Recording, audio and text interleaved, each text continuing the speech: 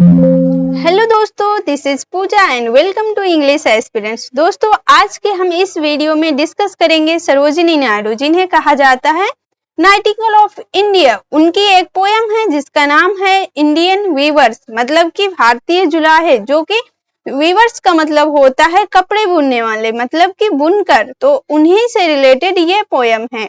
तो जो सरोजिनी नायडू हैं ये इस पोयम को लिखी हैं, और ये जो पोयम है बहुत ही छोटी सी पोयम है। और इस पोयम में जो पोएटिस हैं वो दिखाती हैं कि 3 स्टेजेस किस तरह से होते हैं, और जो ये स्टेजेस हैं ये लाइफ में किस तरह से इम्पोर्टेंट होते हैं। तो उसी के बारे में यहाँ पर बात की गई है। तो चलिए दोस्तों, अब हम देखते हैं लाइन बाय लाइन एक्सप्लेनेशन को, और बहुत ही अच्छे से समझने की कोशिश करेंगे। जैसे कि weavers weaving at break of day, why do you weave a garment so gay? यहाँ पर कहने का मतलब है कि जो जुलाहे हैं, जो पोएटेस हैं सरोजिनी नायडू, वो क्वेश्चन कर रहे हैं कि वीवर्स जो बुनकर हैं उनसे क्वेश्चन करती हैं कि इतने सुबह सुबह से, ब्रेक ऑफ डे का मतलब होता है बिल्कुल सुबह, तुम इतने सुबह सुबह से क्या बुन रहे हो। Why do you weave a garment so gay? तुम इतने खुशी के साथ ये कौन से कपड़े बुन रहे हो और क्यों बुन रहे हो।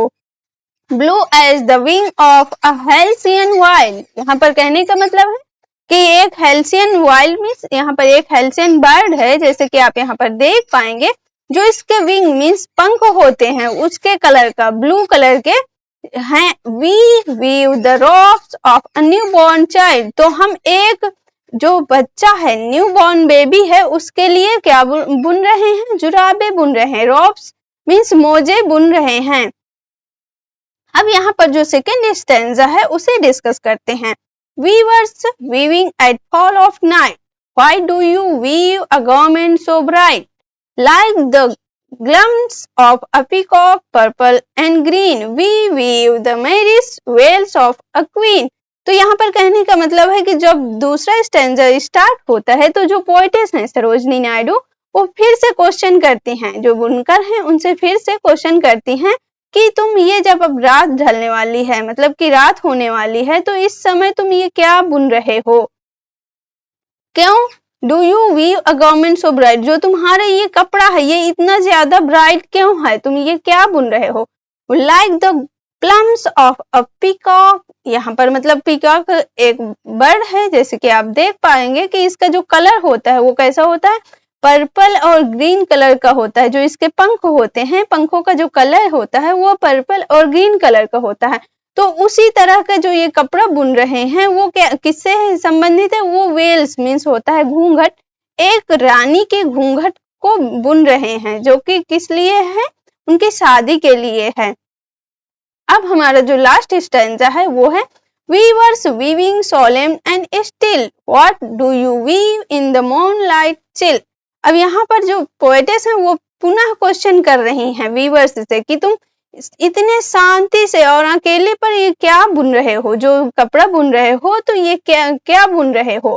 What do you weave, तुम क्या बुनते हो। In the moonlight, तुम जो चांद की ये रोशनी है इसमें इतने शांति के साथ ये क्या बुन रहे हो। White as a feather and white as a cloud, जो किस तरह का है, एक पंख की तरह क्या है, सफेद है, और बादल की तरह सफेद है। किस तरह का है, पंख की तरह सफेद और बादल की तरह सफेद है। We weave a dead man's funeral shroud, यहाँ पर कहने का मतलब है कि जो वो बुनकर हैं वो कहते हैं कि हम पंख की तरह और बादल की तरह सफेद ये जो कपड़ा है वो एक डेड मैन, मतलब कि मरे हुए व्यक्ति के अंतिम संस्कार के लिए एक कपड़ा बुन रहे हैं। तो ये सब जैसे कि आप देखे होंगे कि ये बहुत ही छोटी पोयम है, लेकिन यहाँ पर जो पोएटेस हैं वो रिप्रेजेंट करती हैं कि लाइफ में 3 स्टेजेस होती हैं, जिनमें से एक होता है कि जन्म लेना, और उसके बाद जो दूसरी एज है वो शादी से रिलेटेड होती है, मतलब यंग एज है, और जो थर्ड यहाँ पर स्टेज है वो बताया जा रहा है डेड मैन, मतलब कि जब लोग मर जाते हैं। तो ये 3 एजेस का यहाँ पर जिक्र किया गया है सरोजिनी नायडू के द्वारा। आई होप आप सभी को वीडियो पसंद आएगी, तो आप सभी चैनल को सब्सक्राइब कर लें और बेल आइकन को भी हिट कर दें, ज्यादा से ज्यादा शेयर करिए। आई होप कि आप सभी लोग बहुत अच्छे से इसे एंजॉय करेंगे। तो आज के लिए बस इतना ही। Thanks for watching.